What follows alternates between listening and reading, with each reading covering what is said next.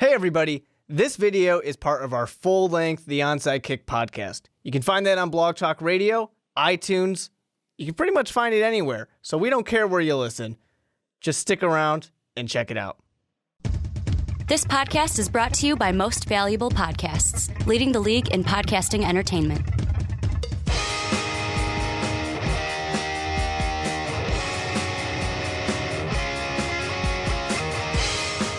What's up, everybody? Ricky Widmer here, along with the Mark Weber. Dub the knees. And we are back like we are every week for the Onside Kick here on Most Valuable Podcast. And Mark, today is a special day. You want to know why it's a special day here I have no idea. Studios? Why is it a special day? It is a special day because you are looking at a special birthday boy here on the podcast. 95 now? That's how old you are? Something like that. 95? No, Something how old are you really? 26. 26, just a year younger than I am.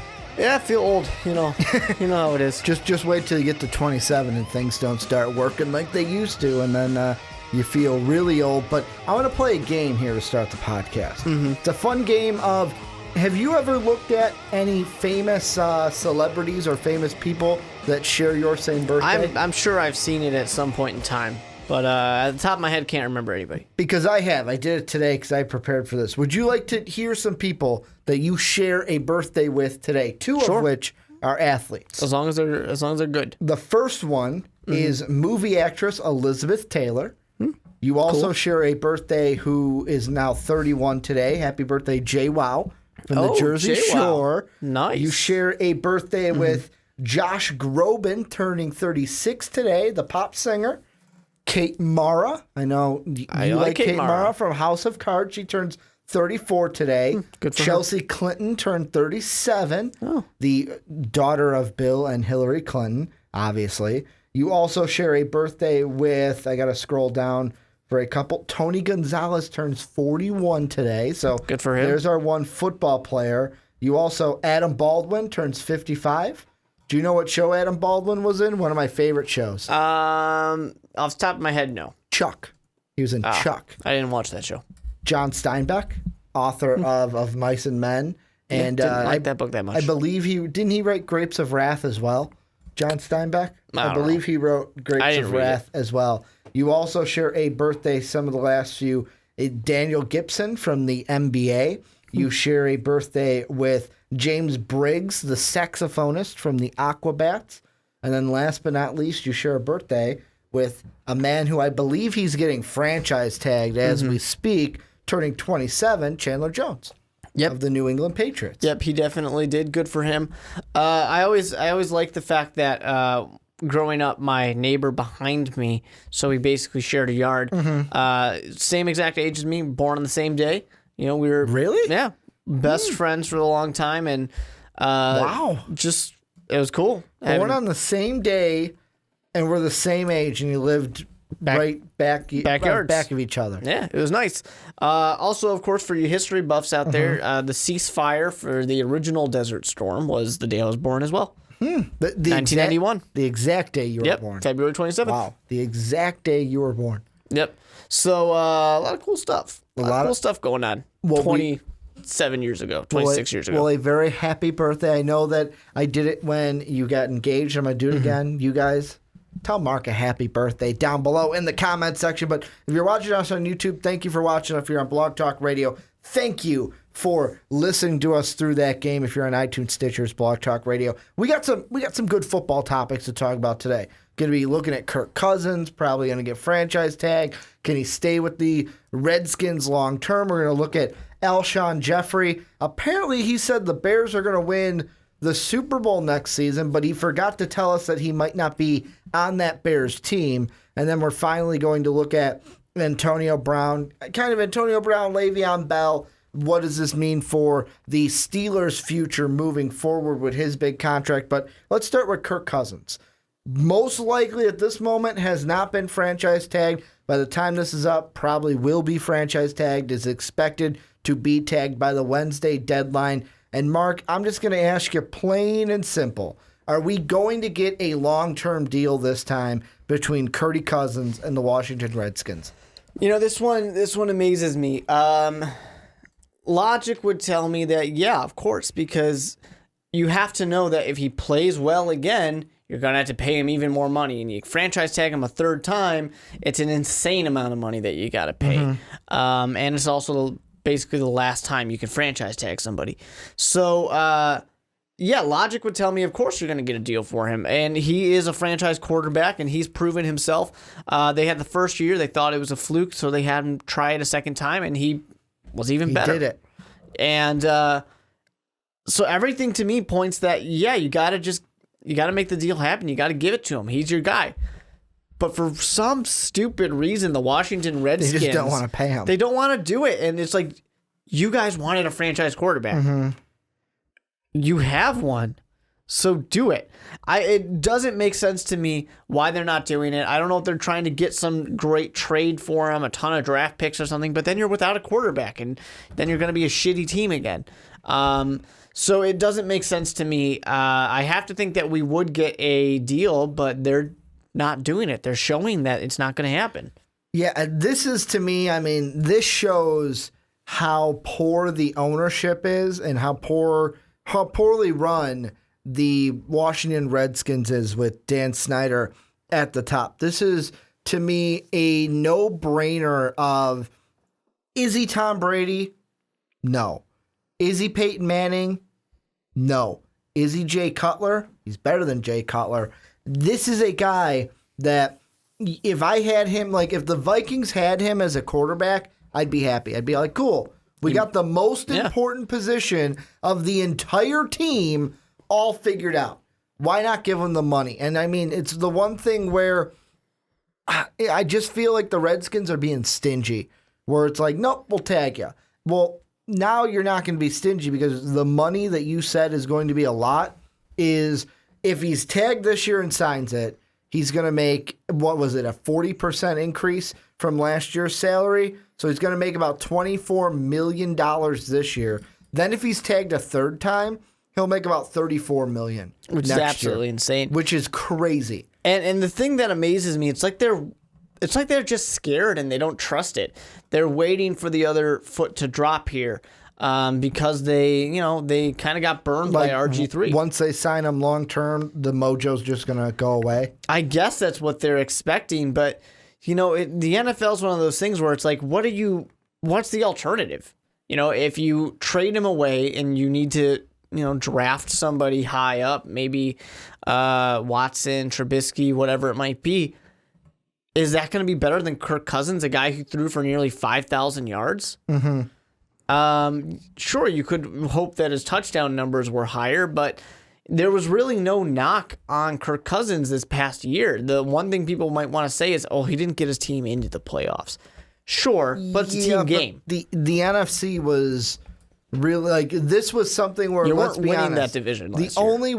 The only reason they didn't win that division though was because the Cowboys did we expect Dak Prescott to be who he was this season? No. Once Tony Romo went down, we were all like, well, this just means that the Redskins and the Giants are the two favorites, and me and you were like, well, we kind of expect the Cowboys to finish ahead of the Eagles, but it'll probably be a race for third place. We didn't expect Dak Prescott to do anything that he did anywhere close to the expectations that he did this season. But the interesting thing is let's say he doesn't get tagged. Let's say he doesn't. Where would you go if you're Kirk Cousins? Because the one team that's floating around right now is the 49ers. Whether he gets tagged or doesn't get tagged, the 49ers and Kyle Shanahan are a team that's floating around to get Kirk Cousins. Yeah, that one doesn't exactly make too much sense to me. But, I mean, people know that I have no faith in the 49ers organization right now. Well, they're a new organization now. Yeah, essentially. But a new regime at least. But for the most part, I just don't believe in it. They made too many dumb decisions. I mean, you just look at from the time Jim Harbaugh was escorted out, and ever since then, it's been completely downhill. But, I mean, I guess it's not the worst thing in the world. It's a nice place to live, at least that. For me, for Kirk Cousins, I got to look at it. You want to go somewhere where you are going to be in a good position. The Houston Texans immediately, rings out. of a good deal, a good team to play for. Now, they're probably not going to pay another guy a lot of money after they just paid Brock Osweiler a lot of money. The New York Jets would not be a bad place for Kirk Cousins to go and play. Yeah, but how much success are you going to have in New York? You have a really talented duo of wide receivers. You have a really good running back. You have a very underrated defense. I think you would do fantastic. This is a team that you got to compete with Tom Brady, but I think you could do a good job. Is quarterback the only problem with the Jets? Because no, I think that defense isn't what it used to be, and plus it's better than people to say it is. And why would you go into a division where the Patriots are the top dog and the Dolphins look like they're progressing more than the Jets? Sure, but so Kirk really Cousins you're fighting for second place. He's a better quarterback than Ryan Tannehill is. And, I mean, we all say that Tom Brady's going to play for 5 more years, 10 more years, but what if this is the last year? What if he only plays for 1 more? And if Jimmy Garoppolo leaves, and Kirk Cousins probably feels he's a better quarterback than Jimmy Garoppolo is. But I think the Jets would be a good spot. I'm just looking for a spot that they need a quarterback and they're not far off. Of the top 3 teams, because they're teams that all need quarterbacks, the Browns, I don't know why anyone wants anything to do with the Browns. To me, there's 2 teams. It's the 49ers and the Bears. No, of the 49ers ones. and the Broncos, I would say. No, I'm talking about the top 3 teams. Oh, you're talking of the draft. Of the draft, okay. Yeah. Those teams that really need it. The 49ers, I don't necessarily... You guys know how I feel about the 49ers and the people going there. The Bears, he goes home. That's really the only selling point in my eyes for Kirk Cousins is that he would go home because the Bears are going to probably lose Alshon Jeffrey. We'll talk about it. So you lose your weapon. Kevin White doesn't exist. Really, you got Cameron Meredith. He's your number 1. Yeah, that's not really that appealing. I'd rather go throw to Eric Decker and Brandon Marshall. You got Jordan Howard in the backfield to work with. That's helpful, but you're not going to throw the ball to him that much. No, but the Bears could also, if they don't want to go defense, I know this isn't a Bears segment, but they can go defense, maybe get a Corey Davis. But to me, the Bears, I'll throw the Bears in there too. To me, it's what you said before we hit the record button when it comes to Kirk Cousins. What did you say? What's the one thing that Kurt's looking for most from matter what team? He wants loyalty. Just wants it's basically he just wants somebody to love him. He wants somebody to say you're our guy. Exactly. You're our guy. We will embrace you. You are going to be ours. Because right now in Washington, I'm not speaking for the fans of Washington. I've never gotten an aspect that the fans of Washington have said, no, this guy's not our guy. We don't want him. I haven't gotten that from them. No, they love him. It's the ownership. Ownership doesn't want to commit. And one of the things I can see is it's one of those things where I can kind of see the ownership of last year where it's like, okay, let's just see it. Last year could have been a fluke. But once it happens a second time, you got to realize that this is a guy that although he might not be the best in the league, he is a solid NFL starter in this league. You can and win can help with him. Your team build around, especially if you're able. Because the one thing you got to think about if you are the Redskins is if you use the tag on Kirk Cousins, what are you going to do about the 2 weapons you have on the outside? Pierre Garçon and Deshaun Jackson, both free agents. Yeah.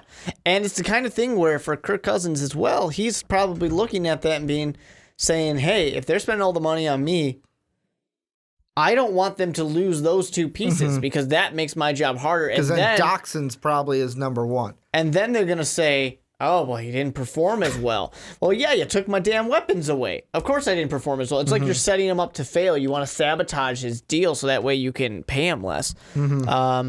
Yeah, I mean, Kirk Cousins is getting disrespected by the Redskins nonstop, and they should not even think about a franchise tag. They should just sign him to a long-term deal. Is he going to probably... If he were to get a long-term deal today, I would expect that it's probably making him the highest-paid quarterback in the NFL. Well, it would have to be. And the thing is that you got to think about, and before Redskin fans get mad at me, the Doxson thing was a joke. I know you guys have Jamison Crowder, although... he's a better third receiver than a 1 or a 2. The thing with Kirk Cousins, and we see it all over the place. If the Redskins don't tag him, because they haven't yet while we're recording this, he's going, Kirk Cousins will Someone will pay him. They will hit the market whether it's the Niners, whether it's the Browns, whether it's the Bears, whether maybe not the Broncos or the Texans, but some team will make him the highest paid quarterback, probably of the top 3 teams in the draft. I could totally see the 49ers going balls to the walls to get him. Well, Kyle, that's the thing why the Niners make so much sense is Kyle Shanahan worked with him in Washington. Why not, and would have rather used him than RG3. Exactly. Then you wouldn't have to deal with if he goes to the Niners, then you don't have to worry in San Fran of drafting a quarterback at number 2. You could probably go out and just draft the best available, which right now most likely might be Jonathan Allen at number 2. Get that pass rusher on the other end who can either play inside or outside. And then you can, if you want to, you can deal with quarterback later in the 3rd or the 4th. And maybe you don't even have to deal with it at all. Or you can get Kirk Cousins. Then maybe you can sign a quarterback. Maybe you re-sign Colin Kaepernick for cheap. You say, hey, you're going to be if no one else wants him, hey, here's a backup contract. Come be our backup. Or I'm sure no one's going to steal Christian Ponder from you. Exactly.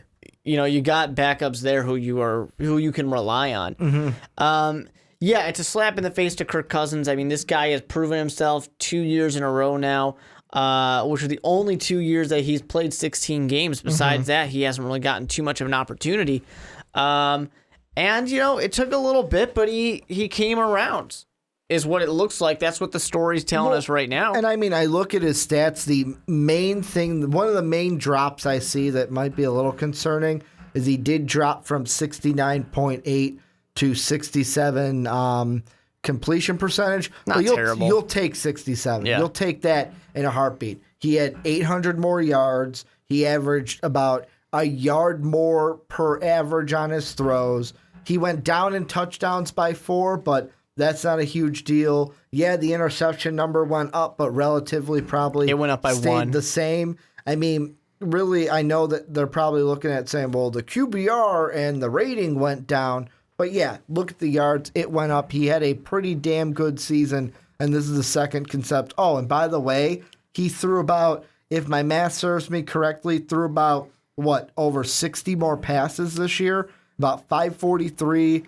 In 2015, 606 attempts this year. So he was throwing the ball a lot more because this Redskin team, especially later on, didn't have the most consistent run game to go on because, let's be honest, your Alfred Morris ain't there anymore. You had Rob Kelly as your starter. Rob Kelly is a good running back he's our running back, but he's not a guy where it's like, man, boom, Jordan Howard's in our backfield. Man, Matt Forte's in our backfield. Jonathan Stewart's Jonathan Stewart, I think it was a game against the Redskins on Monday Night Football.